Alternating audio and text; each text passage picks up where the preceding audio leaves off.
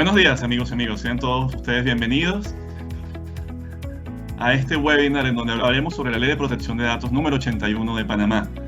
En este webinar, organizado por FCC Consulting y Fábrega Molino, nuestras redes sociales, fcconsultinggroup.com y Fábrega Molino, fmm.com.pa. Vamos a darle paso al primer acto, que como lo comenté, será la introducción y contenido relevante de la Ley 81 de Protección de Datos en Panamá, con la ponencia de Denise Correa y José Agustín Apreciado, quien además fungirá como moderador de este espacio. Adelante. Buenos días, Denise. Buenos días, José Agustín. Muchas gracias, Francisco, por la presentación. Muy buenos días a todos. Fábrega Molino les agradece su participación en la mañana de hoy y a FCC Consulting por la invitación para la realización de este conversatorio, en donde estaremos compartiendo conocimiento acerca de la protección de datos personales en Panamá, brindando una perspectiva práctica que les permita a ustedes identificar el impacto y los desafíos para su aplicabilidad en los temas actuales. En la mañana de hoy, mi colega Denise Correa y yo estaremos exponiendo acerca de la Ley de Protección de Datos panameña, la Ley 81 del 2019. Denise es especialista en Derecho Digital, en protección de datos y su aplicabilidad, asesora a clientes en la redacción y revisión de acuerdos, ofreciendo una perspectiva completa de las transacciones, procurando la prevención de riesgos contractuales y la toma de decisiones basadas en la ley aplicable y prácticas locales. El mundo está cambiando de manera acelerada y con cada paso que la tecnología da, surgen nuevos entornos. El cambio reciente más significativo surgió a través del Internet, el cual sigue evolucionando y transformando la forma de comunicarnos y hacer negocios. Esto ha traído consigo la necesidad de una protección de la infraestructura tecnológica frente a la inmensidad de amenazas en este entorno. Muchos buscarán secretos de la competencia, espionaje corporativo, datos personales para extorsión, robos de activos financieros, chantaje, bloqueo de los sistemas, suplantación de identidad, destrucción de información, venta de datos personales, entre muchos otros. Todo lo anterior implica que, como los datos coexisten en un ambiente no solo físico, sino a su vez digital, es importante que las organizaciones garanticen la seguridad de los datos, incluso antes de adquirirlos. En el año 2019 se aprobó en Panamá una novedosa ley de protección de datos personales. Esta ley entró a regir el mes de marzo del año 2021 y exige a las empresas la instalación de protocolos y sistemas para la custodia, recopilación y tratamiento de los datos personales contenidos en su base de datos. Denise, quiero hacerte una pregunta. ¿Qué debemos entender nosotros por datos personales? Buenos días a todos. Gracias, José Agustín. Gracias a FCC Consulting por esta invitación. Realmente nosotros nos sentimos muy honrados de poder compartir con ustedes un aspecto legal que tiene tantas aristas que logra apasionarnos realmente. Es muy importante que nosotros entendamos ciertos conceptos para conocer a lo largo de las exposiciones de qué se trata esto de datos personales que ahora escuchamos por todas partes. Los datos personales es cualquier información que identifique o haga identificable a una persona natural o física, como se le conoce también en otros países de la región. Dato personal, por ejemplo, es el número de cédula, nombre completo, pasaporte, dirección de correo electrónico, dirección física, que hacen identificable a esta persona. Sin embargo, no tenemos una lista taxativa de lo que nosotros podamos considerar como un dato personal, porque tenemos esta otra parte de la definición que es muy amplia y abarca cualquier información que por sí sola o en conjunto con otra información pueda llegar a identificar una persona natural. Adicionalmente, hay otros datos muy particulares que son denominados los datos sensibles, que se refieren a la esfera íntima de la persona natural y que su uso malintencionado puede acarrear ciertos problemas de discriminación que pueden causar un daño moral a la persona terribles. Algunos ejemplos de estos datos sensibles está el origen étnico, racial, la afiliación sindical, la preferencia sexual, si hay algún tipo de condición de salud, una enfermedad infectocontagiosa, por ejemplo, que pueda llevar o causar esta discriminación a la persona natural. Los datos sensibles tienen una particularidad en prácticamente todas las legislaciones. Bajo ley panameña solamente podrán ser o haber transferencia de esta información tan sensible cuando se cuente con el consentimiento expreso del titular, cuando sea necesario para salvaguardar su vida, cuando sea necesario para el ejercicio de un derecho dentro de un proceso judicial, por ejemplo, o cuando tengan alguna finalidad histórica, estadística o científica. Pero ojo, siempre y cuando sean anonimizados. Esto es a grosso modo lo que bajo nuestra legislación se entiende como dato personal. Muchas gracias, Denise. Entonces nos queda claro que los datos personales de una persona son todos aquellos que de alguna manera u otra puedan resultar en la identificación de esa persona. Denise, ¿y cuál sería la legislación que regula la protección de datos personales aquí en Panamá? Mira, José Agustín, esta es una pregunta muy interesante porque antes de la entrada en vigor de la Ley 81, en Panamá había mucho desconocimiento sobre temas de protección de datos. No se le daba la debida importancia a este activo tan importante que tenemos los seres humanos. Pero resulta ser que nuestra constitución política, en alrededor de 4 artículos, empezando con el artículo 28 y del 42 al 44, se toman algunas medidas y se reconoce este derecho que tenemos las personas naturales con respecto a nuestra información. Incluso se hace mención de los derechos que tenemos los titulares de los datos. También tenemos en algunos sectores algunas normas que tratan esta materia. Por ejemplo, tenemos en el sector bancario el tema del secreto bancario, valga la redundancia. Tenemos las regulaciones en materia de salud. Tenemos las leyes de transparencia, pues que también existían antes de la promulgación de la Ley 81 y su reglamentación, y otras similares como la de seguros. Pero lo interesante es que esta Ley 81 viene a suplir la necesidad que había, porque si bien se buscaba proteger datos personales, era solamente una idea, no había como una fórmula de cómo ejecutar para proteger esa información de forma adecuada. La Ley 81 entra y su reglamentación, que todavía explica mejor gran parte de la Ley 81 y nos permite entender cómo la vamos a aplicar, ya nos da una línea para todas las empresas con respecto al manejo de esta información, y a nosotros como titulares también conocer que tenemos derechos que podemos ejercer en cualquier momento. Claro, esto deja claro que Panamá ha identificado la importancia de la protección de datos en el país. Y Denise, ¿cuáles son los derechos de los titulares de la información personal?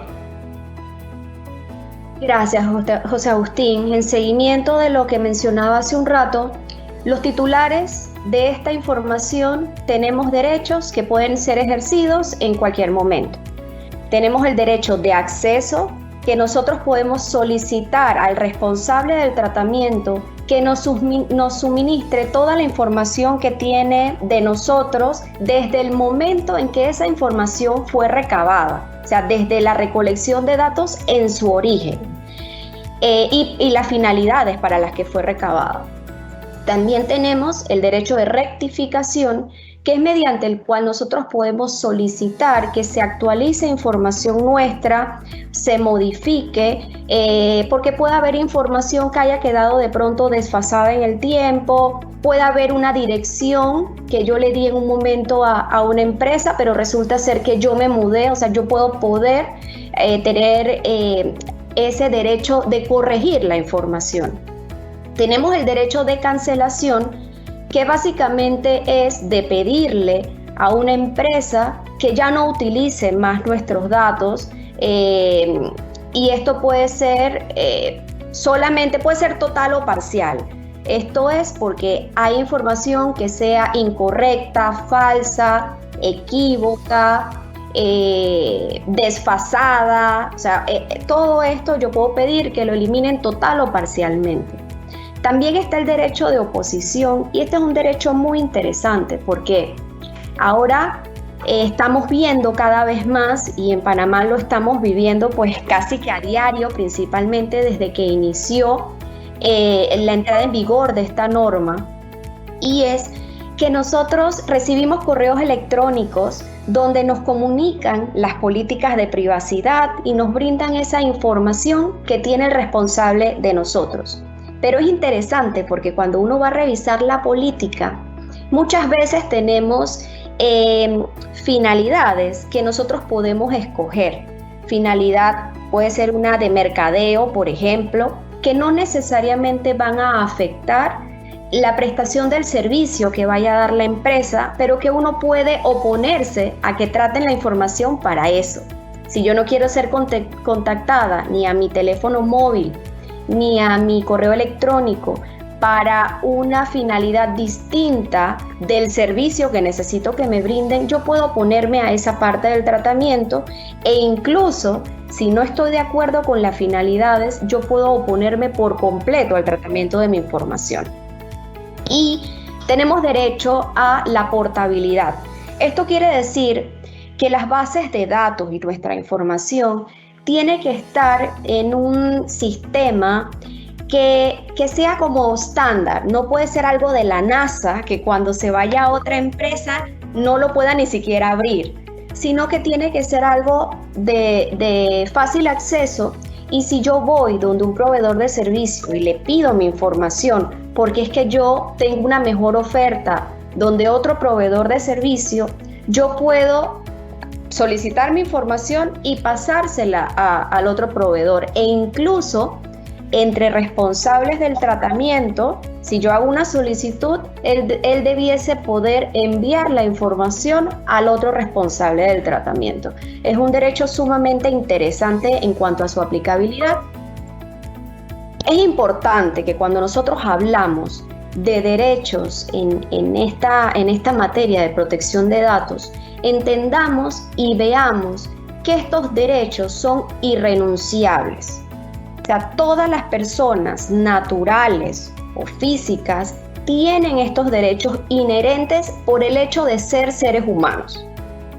Esto se asemeja a los derechos adquiridos en materia laboral, por ejemplo, que aunque uno suscriba un acuerdo, un mutuo acuerdo que implique renuncia de derechos, todas esas disposiciones van a ser consideradas nulas porque son irrenunciables. Pero aquí hay algo tricky, como decimos nosotros. ¿Qué ocurre? Los derechos son irrenunciables, pero no tienen carácter absoluto.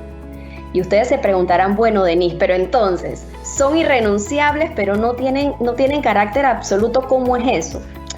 Lo que ocurre es que no solamente deben haber personas interesadas en defender sus derechos, sino que puede haber alguien que se quiera aprovechar de la situación. Entonces, en el evento en que el ejercicio de estos derechos pueda causar alguna dificultad dentro de un proceso, ya sea judicial, administrativo o de seguridad del Estado, no va a poder tener cabida porque tenemos un interés superior en ese sentido. Entonces, si nosotros tenemos un proceso andando, yo no puedo llegar y pedir, oye, borra mi información, es que yo me opongo a que tú la trates. ¿Me explico? Entonces eso es sumamente interesante y hay que tenerlo siempre presente. Con respecto a el ejercicio de estos derechos, hay un tema, bajo ley panameña particular con respecto a los tiempos, y es algo que todas las empresas deben tener muy en cuenta. Para el ejercicio, para responder las solicitudes que hagan los titulares de la información sobre el ejercicio del derecho de acceso, vamos a tener un plazo de 10 días hábiles para responder esta solicitud. Y cuando se trate de alguna rectificación de información, el plazo para responder la solicitud va a ser de 5 días hábiles. Muchas gracias, Denise. Sí, muy interesante lo que has expuesto. Y una pregunta, ¿esta ley de protección de datos tiene conflicto con respecto a la aplicación de alguna norma especial o de las normas especiales? Mira, esta es una pregunta también muy interesante. Yo creo que todas las preguntas de esta mañana en los distintos actos van a ser muy interesantes. Resulta ser que a nosotros varios clientes nuestros en el área de banca, sector seguros, nos han consultado, como ellos tienen algunas regulaciones con respecto a esta materia, si ellos deben entrar o no deben entrar en la aplicación de esta norma. Y esta duda obedece a que la ley excluye de su aplicación aquellos sectores que se encuentren regulados por leyes especiales, pero indica de forma muy clara siempre que cumpla con los estándares mínimos de protección que establece la Ley 81. En ese sentido, mientras estos sectores no integren disposiciones particulares de protección de datos y se aseguren de cumplir con estos temas mínimos que establece la ley, van a tener que ampararse también en ella y utilizarla como una especie de muleta para lograr la protección de esta información tan valiosa. Así que yo diría que más que entrar en conflicto, estas normas se complementan hasta que realmente puedan quedar separadas por cumplir con requerimientos técnicos mínimos de protección. Y legales también, ¿no? Claro, gracias, Denise. Y este consentimiento mediante el cual se otorga, o sea, ¿cómo debe otorgarse este consentimiento para el tratamiento de los datos? Mira, José Agustín, cuando nosotros hablamos de consentimiento, bajo nuestra legislación hay una definición que es súper clara, porque se indica que el consentimiento tiene que ser previo, expreso, inequívoco y debe permitir trazabilidad. Hay algunas legislaciones que dan la opción de que haya un consentimiento tácito, y ahorita voy a dar un ejemplo para que se entienda mejor. Sin embargo, bajo nuestra normativa, siempre tiene que ser expreso. Nosotros nos hemos encontrado con algunas dificultades ahora con el tema de la implementación, no solamente en la firma, sino con muchos clientes que llegan con esta duda. Resulta ser que nuestra Ley 81 pues fue promulgada en el 2019, entró en vigor pues este año y no se ha dado un conocimiento. Creo que las empresas durante estos 2 años no se preocuparon de ir recabando el consentimiento, y ahora que entramos y que ya es ley de la República vigente, nos encontramos con la dificultad de que tenemos unas bases de datos llenas de información sobre las cuales no tenemos consentimiento. Y nosotros localmente estábamos muy acostumbrados a que utilizábamos el correo electrónico y el teléfono de la persona para contactarla con fines comerciales, por ejemplo. Eso era una práctica muy común. Incluso se veía en el sector de banca que a uno lo llamaban para ofrecerle tarjetas de crédito y uno jamás había siquiera pisado la institución bancaria que a uno lo estaba llamando para decirle que tenía un crédito aprobado. Entonces, esto generó mucho movimiento. Todavía estamos recibiendo consultas al respecto porque es mucho más fácil para recabar el consentimiento enviar un correo electrónico donde se vaya la política de privacidad, o sea, a través de un link vaya el aviso de esa política de privacidad, y abajo lo que estaban haciendo muchas empresas era colocar solamente una opción para que la persona se unsubscribe, se diera de baja, se diera de baja al servicio, pero abajo en una letra bastante pequeña decía que si no se recibía respuesta, se entendería que iba a ser aceptado el tratamiento o aceptada la política y demás. Nosotros siempre nos hemos opuesto a esta práctica del consentimiento tácito porque resulta ser que no cumple con la definición que establece la ley. Un consentimiento tácito admite equivocaciones, no permite una adecuada trazabilidad porque yo no voy a poder comprobar que la persona en ningún momento aceptó porque no lo hizo. Pudo haber sido que ni siquiera vio el correo electrónico. Nosotros participamos recientemente en un diplomado de protección de datos que se hizo pues localmente y tuvimos la oportunidad de tener una reunión con la autoridad encargada de fiscalizar estos temas, que es la Autoridad Nacional de Transparencia y Acceso de la Información, ANTAI en sus siglas, y el director que ve este tema dijo exactamente lo mismo, o sea, ahí no hay cabidas ni áreas grises, la definición es muy clara. Entonces, la correcta práctica de la obtención de este consentimiento es lo que nos va a permitir a nosotros realmente depurar nuestras bases de datos y saber a quién yo le puedo enviar. En el caso de nosotros como firma, nos gusta mucho mantener actualizados a nuestros clientes, nos gusta enviar newsletters y temas de actualidad de todos los cambios que tenemos en la legislación. Entonces, a mí me interesa que el cliente quiera recibir mis correos o mis newsletters. Entonces yo necesito ese consentimiento para depurar mi base de datos y que nuestro departamento de mercadeo pueda hacer llegar la información. Hay algunas excepciones, hay un listado pues, amplio con respecto al consentimiento y yo les mencionaría solamente alguna de ellas. Los datos que son recolectados por la administración pública en el ejercicio de sus competencias, aquellos que son recabados con fines estadísticos, históricos o científicos, siempre y cuando sean anonimizados, los datos que se recaban por urgencia médica o sanitaria y los que son recabados por fuentes de dominio público, entre otros que menciona la norma.